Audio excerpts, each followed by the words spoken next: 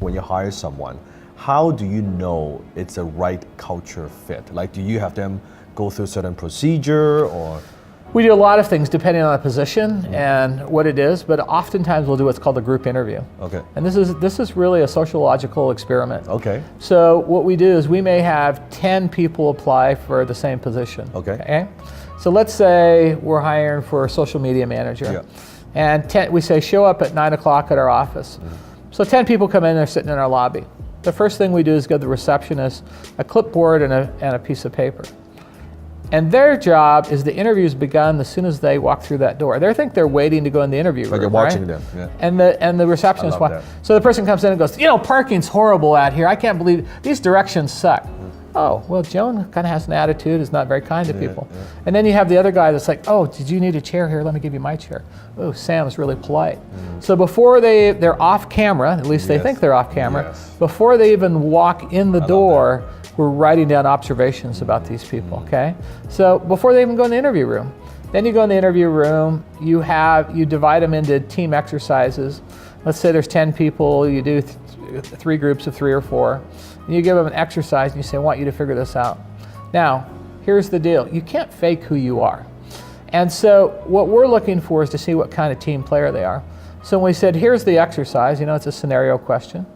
They go off and we have people watch them. And you have one guy say, and we say, elect your leader to present your case. And you have one guy say, I think I should be the leader. You guys, don't you think I should be the leader? Or if you have the other guy say, now everybody has a good point here.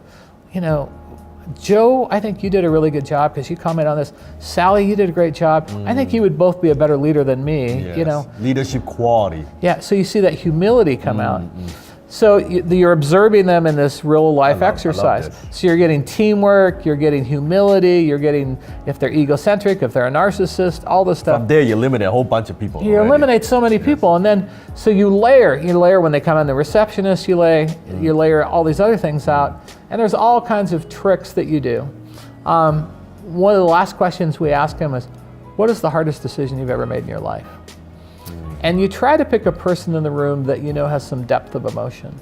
And we've had people say, well, I had to disconnect life support from my mom, and it's a really emotionally charged question. If people tend to be more vulnerable and give you that, you think there's some depth to this person, okay? Yes. If a person says, oh, I was choosing between history and English in college, is that really the hardest decision you have to make? And also maybe they're not being vulnerable or they have not gone through a lot of ups and downs. Right, they've not developed themselves, or they're not secure enough about themselves that they're going to give you that deep answer. Right. So that group interview gives you so many layers of information that at the end of the day, you're hiring for character and qualities and integrity and teamwork and all those things. We're not even talking about their skill sets. No, but see, they're so focused on what's my answer going to be? Am I answering the question right? Have I got enough talk time? Have I presented myself right? They don't even know that 90% of the interview was being conveyed without them even knowing they were being interviewed. And let's say they pass that, then what's the next step? Then we can get into skill sets. Then we can say whatever the job is. If you're a social media person, we may say, hey, what's your experience in YouTube, or what have you done here, or whatever. If they're a salesperson, you may say, hey, how many units have you sold, or whatever. Right. Then we can get into skill set. Yes. But see, that first step is cultural. If you miss there, even if they're a really smart person, you've put the bad seed in the bucket, And so you got to get that cultural piece. Interview for that very first. And I know, one thing that you do, which I'm thinking how to implement, is you actually pay people to leave. We do. Well, we don't pay them to leave. We invite them to leave. At our annual meeting at Epic, I am in my 3-day meeting. Epic stands for Empower People, Inspire Consciousness. In my first opening address, I invite people to leave the company. And what I tell them is, hey, if you're not living your most passionate life, I want you to go do what you want to do, as long as you don't compete with me. Yes. But if you want to go raise llamas in Yellowstone Park, go for it. Do it. If that's great. And I will celebrate, and I will give you a party, and I'll make contacts for you and everything else. I've done this for about 13, 14 years. The very first year I did it, 5 reports left. Wow. The fifth time the person came in, I just put my head in my hands and I said, I'm the stupidest CEO in the universe that, all these people have done it. Now I got to go out and celebrate. I'm just going to stay in my office. I'm going to pretend like this person didn't say anything, And then I thought about it and I said, no, I have to honor my word and do my commitment. Very seldom do people leave now. But the point of this is two things. One, I get immensely passionate about helping people meet their dreams. Yes. And at the end of my days on this planet, that's one of the things that I can hang my hat on and say, I helped all these people. That's immensely important for me. But beyond that, I only want people in Aegis Living in my company that are saying, man, I'm living the dream. This is a phenomenal company, phenomenal job. I never want someone to feel I'm imprisoned to my employer. I'm a prisoner in this company. I can't leave because of my paycheck or whatever. Yes. So sometimes people just need permission, Dan. Yes. They just need, maybe it's a parental thing. You just say, you can leave. And then when they say that, it's almost like you said, if you want to help them achieve their dreams, achieve their goals, maybe it's not through your company. Maybe it's they're doing something else. We're not for everybody. 100%. And so you got to recognize that, and you have to say, okay, how can I facilitate this for you? And that freedom, that mindset, I think is so refreshing for people. I think people look at that and go, wow, that's a refreshing attitude. Yes. So I just did it last week. Nobody left. No one's given us notice. Yes. So now it doesn't happen so often because people know, hey, one of the job requirements is to be passionate about this company. And Dwayne, I know that you're very big on training, right? Yeah.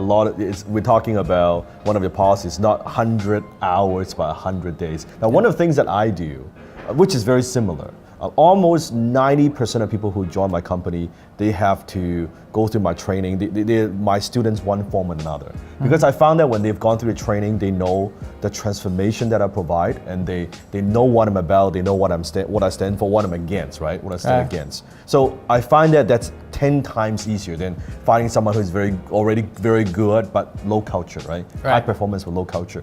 Share with us what you did, like the 100 days of training. That is almost unheard of. Well, for managers in our industry, people were getting, other companies, competitive companies, were getting 3 days of training, 5 days of training, and they'd throw people kind of into the fire. Yes. You have to think as an employer, it's a very expensive endeavor to interview people, to train them, to go through the process. Yes. I got to do everything I possibly can to make this person successful. Right. And I just don't think people can be successful in 3 or 5 days, in a management capacity.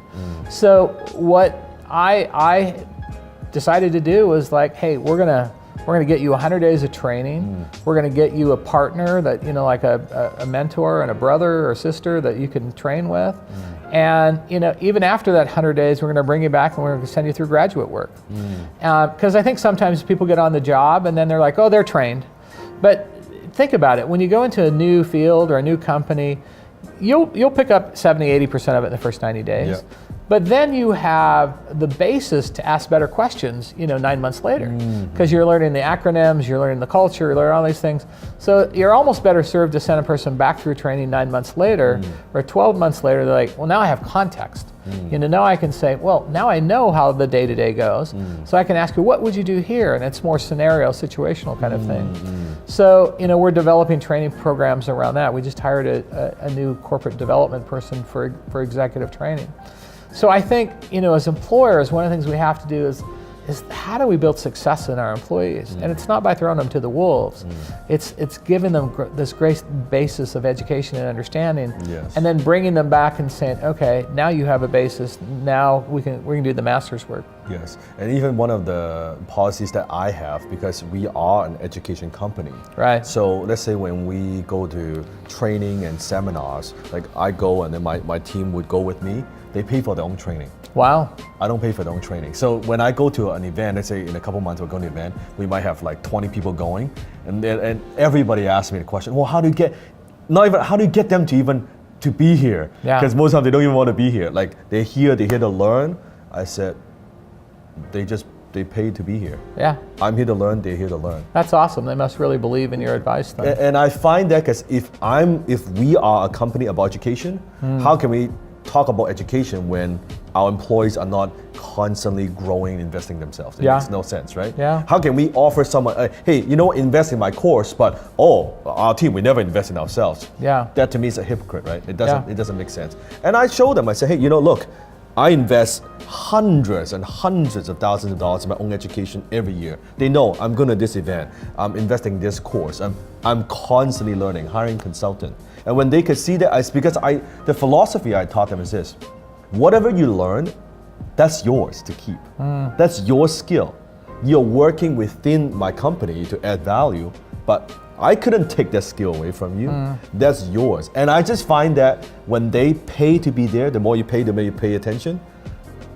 Totally different thing. Well, Well, they're invested. You know, they got skin in the game. Yeah, because most people, they go to these corporate training. Oh man, can't wait to finish, and we'll go to the pub and go drink. No, they're like taking notes because they pay to be here. Like they're taking notes. That's one of the things that I do. Yeah, right? that's awesome.